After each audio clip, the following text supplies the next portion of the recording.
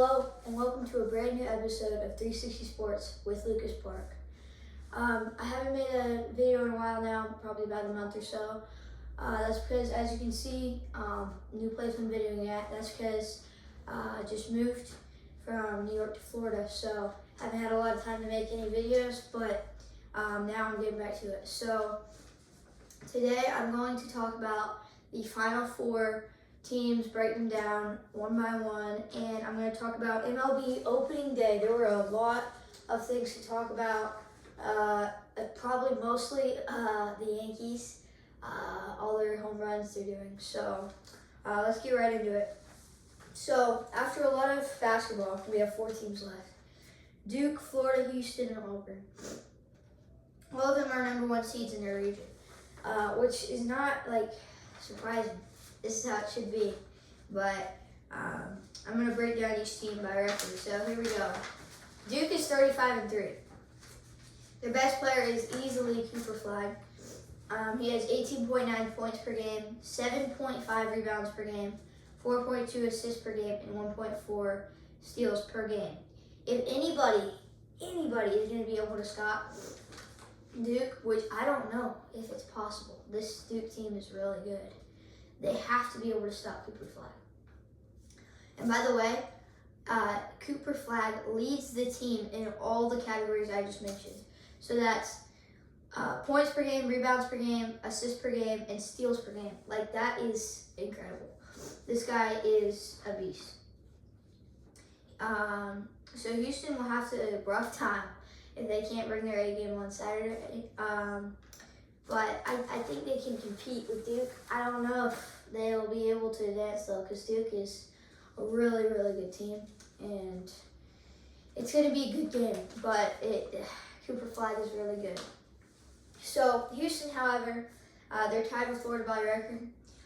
They're a great team, and I think it's because, in contrast to Duke, they don't have one really great player. Instead, they have multiple. So, for example, as far as points, rebounds, assists, steals, and blocks go, not one player leads more than one area.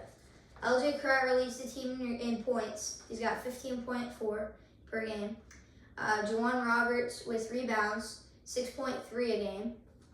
And Milos Uzan leads assists with 4.4 a game. That's pretty good for assists. Steals goes to Emmanuel Sharp, averaging 1.4 per game, and Joseph Tugler with blocks with 1.9 a game. So this Houston team is stacked going into the Final Four. They might be able to beat Duke. I think it's definitely going to be a close game, but I think it's going to depend on who plays better. You don't have to be the best team. You could be number 7 in the nation and be going in playing like number 1. And if they don't play as good as you, you're going to win. So, Florida is 34-4 heading into the Final Four. So, I was really excited about this because I'm a diehard Florida fan. And Florida doesn't really usually have a great basketball team. This year, they've had an amazing basketball team. In the last 2 games versus Kentucky and Texas Tech, this team showed how quickly they can come back against great teams. Connecticut is a great team. They are the 2-time defending champions, 1 or 2-time defending champions. They're a great team. They got a lot of great players. Texas Tech is great too. They were ranked number 3 in the West region. We were able to pull it off against them, being behind by I think double digits at one point. My personal favorite player on the team is Waller Clayton Jr.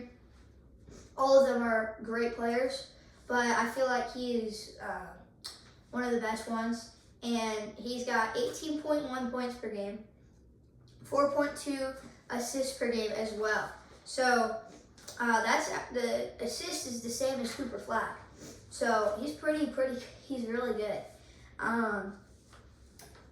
So that he leads the team in those 2 categories. He's really, really great. Other notable players are Alec Condon, who leads the team in rebounds and blocks with 7.7 and 1.4 respectively. Steals go to Will Richard with an average of 1.6. I think and hope that the Gators will at least make it to the championship game on April 7th. However, Auburn is a very good team.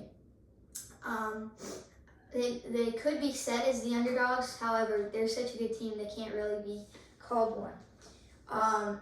Because while all the other teams in the Final Four have at least 34 wins, Auburn has 32. But that doesn't matter because they have a lot of big playmakers. Johnny Broom, Tahad Pettiford, and Chad Baker Mazzara all lead the team in at least one category. The Tigers may be a force to be reckoned with in this Final Four. So, who do I think might win this March Madness tournament? So, I'm going to give my predictions with a percentage. So, with Duke, I'm going to say 75%. With Houston, 50%. Florida, 50%. And Auburn, 45%. So, all of them are great teams, but, I mean, Duke, it just seems like a great, great team. Florida and Houston seem about on level, and Auburn is a great team, don't get me wrong, but I don't know if they'll be able to compete with these other great teams. But they might. They might make it all the way to the championship and win it all, but it's a tough battle. So whoever wins it all is going to be the best team.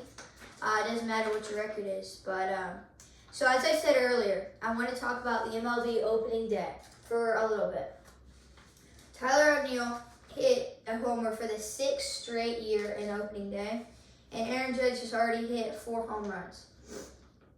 Along with that, Shohei Ohtani has been off to a good start. The Yankees have been off to a great start. They just were dominating all the games against Milwaukee. Milwaukee has had not a great start to the season. They lost all those games to the Yankees, and I think they lost another one to the Royals. I think the Yankees are going to be they're going to have another great team. Those new bats of theirs are dangerous, and Jazz Chisholm Jr. is doing great. Yeah, I mean, all of them are really good. And they've been really consistent. So, moving on, the baseball season. So, I want to talk about the college baseball season for a little bit. I didn't talk about it in the intro, but I think we should. So, I'm going to talk about Florida Gators. We had a great start, but it hasn't been good since, those first few SEC games with Tennessee. We got 10-run ruled by them, and we played Georgia very close in the first game, but it feels like we've lost our sense of direction in the SEC. But I think Brody Dene, Brendan Lawson, Cade Kurland, Colby Shelton, all those guys are about to rebound and get themselves back in the game. LSU has been doing really good. So is Texas A&M. Last time I checked, at least. But so yeah, thank you for watching this brand new episode of 360 Sports with Lucas Park. I'm probably coming out with a new one very, very soon. So keep your eye out for that.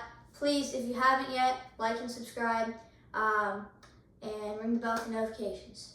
Thank you. Goodbye.